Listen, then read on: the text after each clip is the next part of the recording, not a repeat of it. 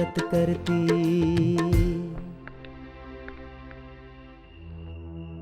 उस दिन कार का टायर फाड़ा। कभी न्याय की बातें करते हो, कभी मालिकों को सपोर्ट करते हो, तो कभी उनसे लड़ते हो। लेकिन आज तुम्हारी हरकत देखकर आ रही हूँ, तुम क्या हो ये मेरी समझ में नहीं आता।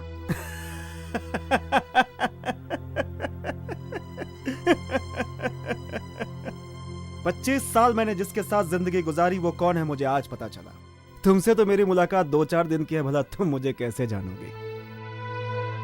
इस संसार में लोग 2 की वजह से आते हैं और 4 के कंधों पर यहां से वापस जाते हैं। सबको पता है कि जन्म किसने दिया है, लेकिन छोड़ने कौन जाएगा पता नहीं होता। लेकिन मुझे इस दुनिया में कौन लेकर आया मुझे ये भी पता नहीं।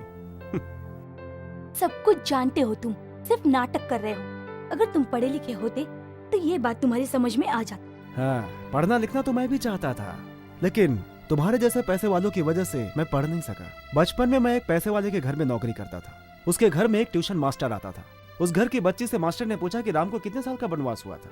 उस लड़की ने जवाब दिया 2 महीने का। मैंने कहा कि 14 साल का वनवास हुआ था।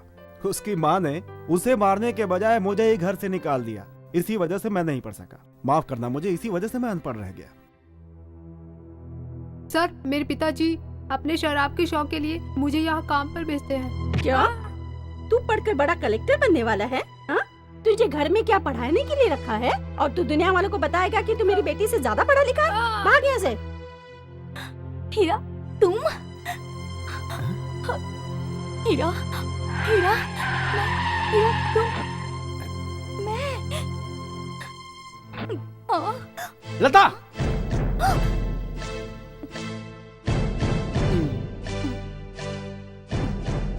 मैंने हाथ लगाया तो नखरे कर रही थी, और आज इस कमीने का हाथ पकड़ा हुआ है। इस कमीने का कुछ इंतजाम करना ही पड़ेगा। वो क्या है दामाद जी कि हमारी लड़की फिसल गई थी और इसने उसे बचा लिया। स्ट्रेस में मत आओ दामाद जी, ऐसा कुछ नहीं है, मैं सच कह रहा हूँ। हमारी बच्ची ऐसा कुछ नहीं करेगी, आप बेकार में नाराज हो रहे हैं। ए जल्दी खड़ा जाना, अरे जल्दी आ, अपनी गाड़ी लेके आ, जल्दी खड़ा।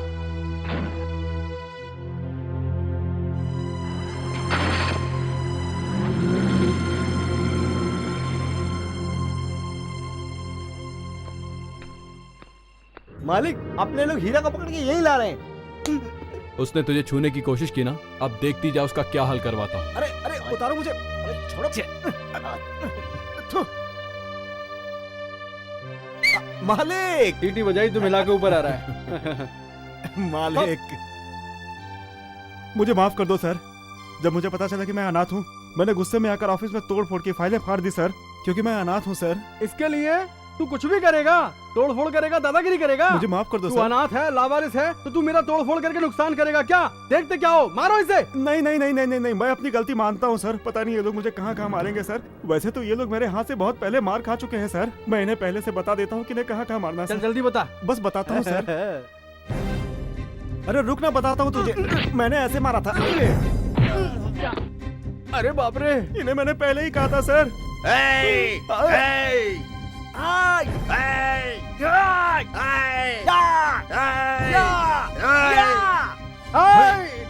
नहीं, मैंने एडजस्ट कर रहा था दामाद जी। माँ बाप सब याद आ रहे हैं ना? हाँ, ये ले। मैंने इसे भी पहले ही समझाया था सर। अरे तू तो हीरो जैसे फाइट करता है।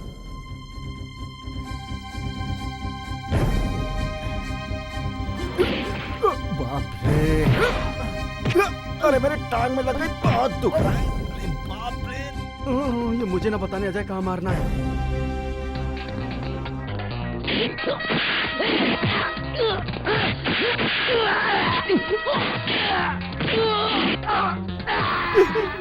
इसी तरह सर, जब ये मुझे उठाकर ला रहे थे, मैं इनको समझा रहा था। आपको क्या पता सर? इसको अगर काला पानी भी भेज दिया गया तो मार मार के काले पानी को लाल कर देगा।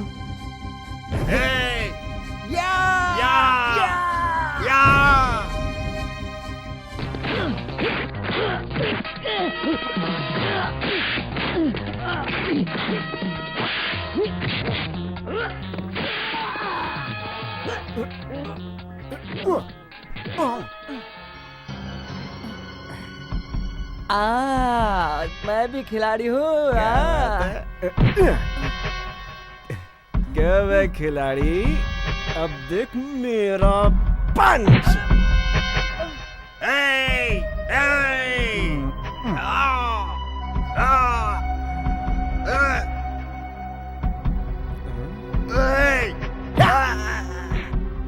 मर गया। मुझसे बड़ी बड़ी बातें कर रहे थे, अब नीचे करके धूल चाट रहे हो ना। थू। आप मेरे बारे में क्यों नहीं सोचते सर? चार लोग मिलकर मुझे मार रहे हैं, ये मैं कैसे बर्दाश्त करता सर, इसलिए मैंने इन्हें मारा। भाई रुको। सर, इनमें से 2 लोगों ने पहले भी मुझसे मारपीट की है, मैं आपको कैसे बताऊं सर? अगर आप कहें तो आपके पास आकर बताऊं सर? वो नहीं, रहने दो। ठीक है सर। तुम तो खिलाड़ी हो। तुमने बिल्कुल सही कहा। धत तेरी की। तो अब तुम हमें छोड़ दो। आज के बाद तुम ऊटी के शंकर स्टेट में काम हाँ। करोगे। शंकर स्टेट में? सही सुना, तुम वहाँ के मैनेजर हो। मैनेजर? मैनेजर को इंग्लिश आनी चाहिए। English don't know me sir. Mister English, तुम्हें उसकी जरूरत ही नहीं पड़ेगी। सैलरी 20,500। 20,500 रुपये। 20,500? क्या कह रहे हैं सर? उस दिन मैंने फैक्ट्री में इनको मारा तो आपने नौकरी दे दी, आज इनको यहाँ पर मारा तो आपने मैनेजर बना दिया। अगर मैं आपको मारूं तो सर? मुझे मत मारना, इन्हें मारना, मालिक बना देंगे। और हाँ, कल सुबह तुम ऊटी जा रहे हो। अरे सर, सुबह क्यों, आज शाम को ही निकल जाता हूँ। सुबह होते होते ऊटी पहुँच जाऊंगा सर। धत तेरे की, वहाँ कैसे जाओगे? एक गधा कहीं का। अबे तू एरोप्लेन से जाएगा। कैसे? ऊपर जो उड़ता है उससे? उसने बीच में उतार दिया तो सर? ये लो। ये क्या है सर? बस टिकट है। अबे प्लेन का टिकट है। पहली बार टिकट देखा है। चलता हूँ सर। ये लो। ये क्या है सर? तुम्हारे लिए सूट और जूते। मेरे लिए? ये तुझे प्लेन में जाकर पहनने के लिए है। घर जाकर बदल लेना, अपने कपड़े भी साथ ले जाना। कल तो मैं प्लेन से जाऊंगा, कल तो मैं प्लेन से जाऊंगा। हीरा, ये आवाज कहाँ से आई? हीरा, ओह, तुम हो। ये घर तुम्हारा है? देखो हीरा, तुम ऊटी मत जाना। अगर तुम वहाँ गए तो तुम्हारी जान को खतरा है। मैं प्लेन से जा रहा हूँ तो तुम्हें जलन हो रही है ना? नहीं। चलो हटो।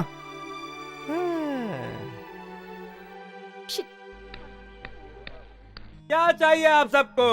हीरा जा रहा है तो उसे विदा करने आए हैं? तो फिर हम लोग प्लेन का टिकट देखने आए हैं। प्लेन का टिकट देखना है? ये देखो देखो। दिखा दिखा ये प्लेन का टिकट है? आजा। एरोप्लेन का टिकट है। दिखा दिखा। देखो ये देखो, देख। क्या है ये? इसमें काला पीला कुछ लिखा है। अरे बाप रे, ये तो हमारे राशन कार्ड जैसे दिख रहा है। हाँ। इसमें खाना, पानी, चाय, नाश्ता सब कुछ फ्री में मिलता है, इसलिए इसे राशन कार्ड की तरह बनाया गया है, समझे तुम? इसे देखकर ये हाल है तो हीरा को देखकर क्या हाल होगा? भाई हीरा,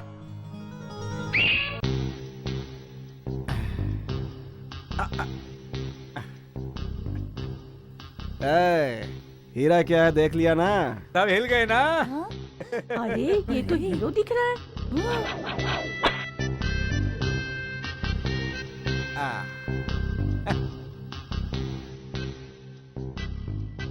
ये पता है क्या है? प्लेन के अंदर पैंट नीचे ना उतर जाए इसलिए है। अच्छा।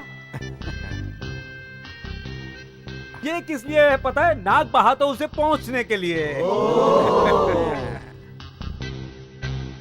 और ये किस लिए है पता है? भाई को कोई ना पहचाने इसलिए। और ये किस लिए है पता? हीरा, इस सूट की कीमत क्या होगी बेटा? चाचा, तू अपनी दारू के लिए इसका कपड़ा उतारने की सोच रहा है? चुपचाप चल बैठ इधर और तू अंदर चल। सुनो, नजर न लग जाए। स्टूपिड लुक है तुम्हारा। राजा, राजा हूँ मैं, तो हूँ राजा। क्यों हीरा, इतनी अच्छी ड्रेस पहनकर तो तैयार तो हो गया मेरे दोस्त, लेकिन तेरे हाथ में तो कुछ भी नहीं आया। ये है ना पेटी? ये पेटी है? हाँ। ये तो टूटी हुई पेटी है। तू इतने अच्छे कपड़े पहनकर जा रहा है और साथ में ये टूटी हुई पेटी लेकर जाएगा? ये टूटी हुई पेटी तेरी नाक कटवा देगी। ये बो, ये शर्ट, ये बेल्ट, ये चश्मा, ये सब कचरा हो जाएगा पेटी के साथ। सच कह रहा हूँ मैं तुझसे, ये पेटी नहीं ले जाने दूंगा मैं तुझको।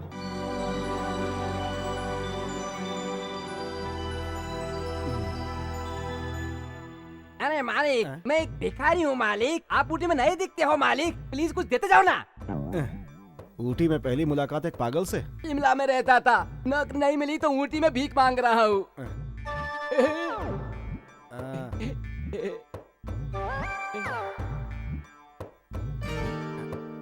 इसे लो, इसे भी लो।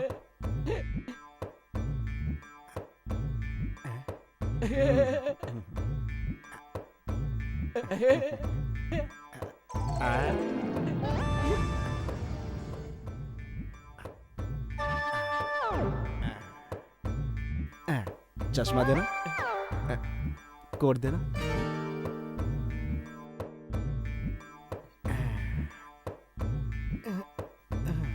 चलूं क्या? कुछ तो दो। देखो, तुमने फटे हुए कपड़े पहने, मैंने अच्छे कपड़े पहने, बस इतना ही फर्क है।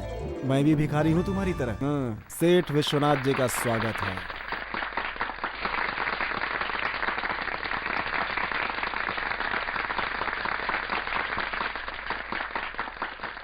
आप सबको मेरा प्रणाम। अनाथ बच्चों को रहने के लिए समाज में कहीं कोई जगह नहीं मिलती, उनके लिए मैंने यह अनाथ आश्रम बनाया है। रुक जाइए सर,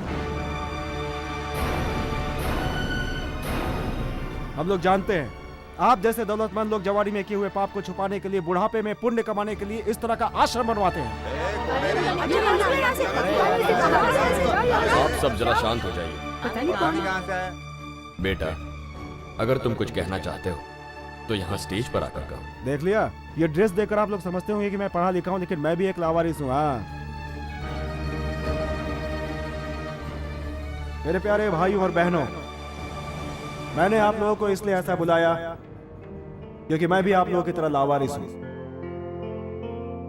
विश्वनाथ जी चाहते हैं कि हम जैसे लोगों के सपनों को पूरा किया जाए। इनकी अच्छी सोच हम जैसे लोगों के लिए खुशी की बात है। जेल में कैद कैदियों को भी सारी सुविधाएं मिलती हैं। खाने के लिए रोटी मिलती है, पहनने के लिए कपड़ा मिलता है और उनकी रखवाली के लिए पुलिस भी है। हम भी बिल्कुल उनकी ही तरह हैं। टाइम पे 2 वक्त की रोटी मिल जाती है और पुलिस की जगह बड़े बड़े सेठ आ जाते हैं।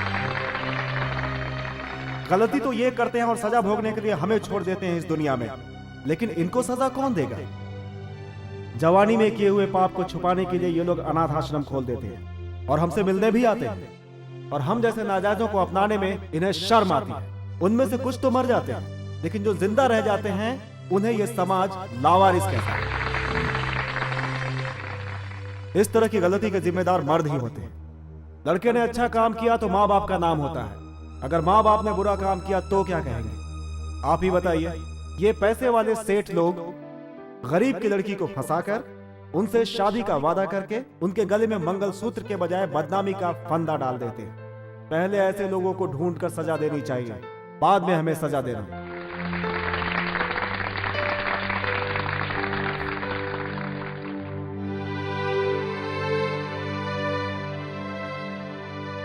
क्यों जी? वो हमारी इतनी बेइज्जती करके गया, आपने कुछ कहा नहीं? वो बिल्कुल सच बोल कर गया। 25 साल पहले मुझसे जो गलती हुई थी वही तो उसने कहा। भाई साहब, ये शंकर स्टेट यही है ना? हाँ यही है। अरे बाप रे, ये तो बहुत बड़ा आदमी है।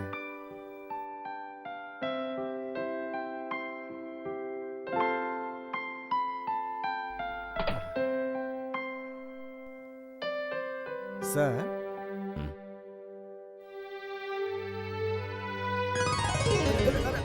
ये गिरा गिरा गिरा। अरे अरे, ये तो क्या हो रहा है?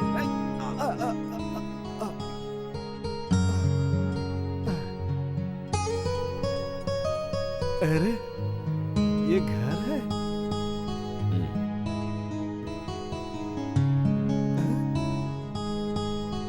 आप? अरे बाप रे। ए, पकड़ो उसे। अरे रुक रुक रुक रुक। अरे अरे अरे, मुझे छोड़ दो। अरे अरे अरे, नीचे रखो यार।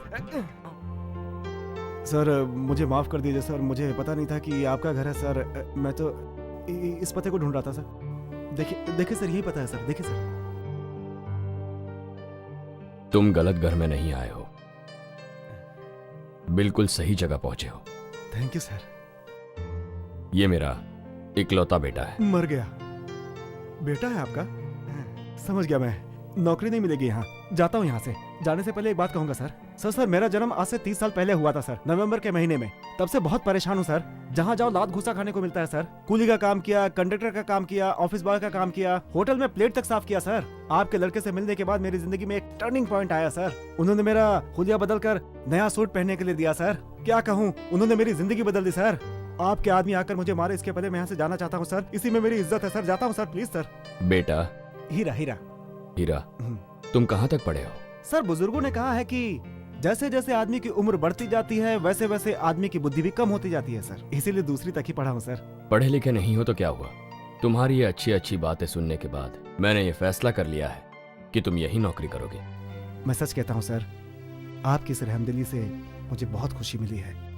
मैं ज्यादा बोल गया तो मुझे माफ कीजिएगा सर। तुमने कोई गलत बात नहीं कही है। सच तो ये है कि तुम्हारे कदम इस घर में पड़ते ही इस अंधेरे घर में रोशनी आ गई। ये देखकर मेरे मन को सुकून मिला।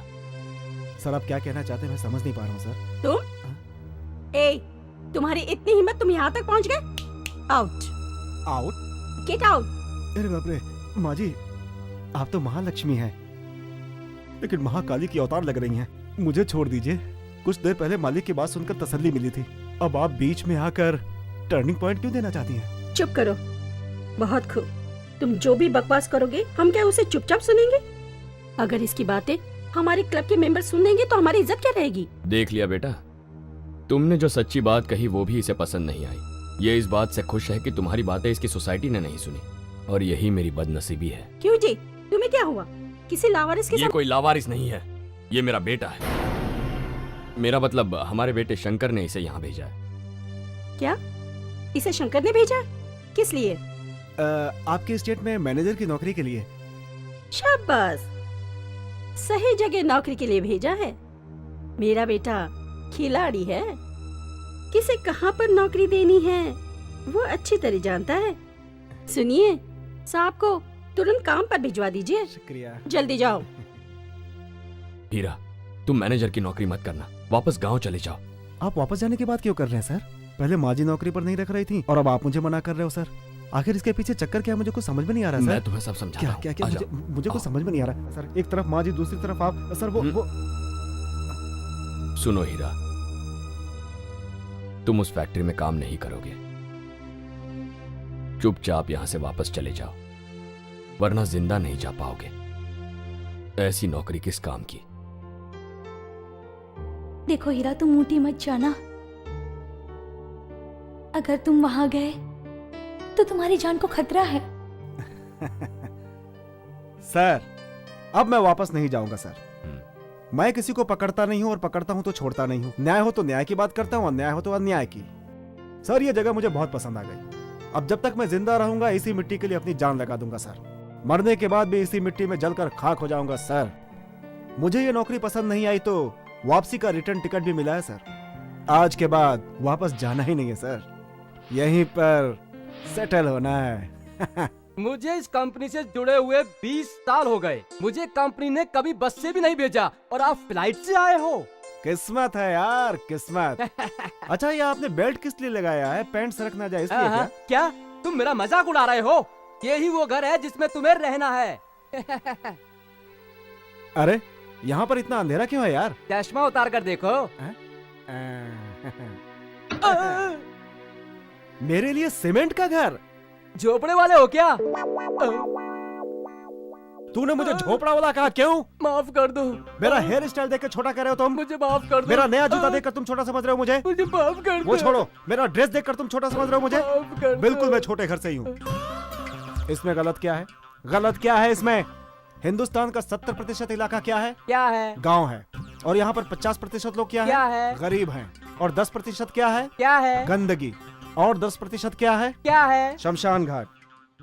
तुम तो बहुत ज्ञानी हो। इसीलिए उन्होंने मुझे प्लेन से यहाँ भेजा है। हाँ, और तू मुझे छोटा कह रहा था? है? मुझे माफ कर दो भाई। भैया नमस्ते। मुझे कहा? हाँ, तुम्हें कहा।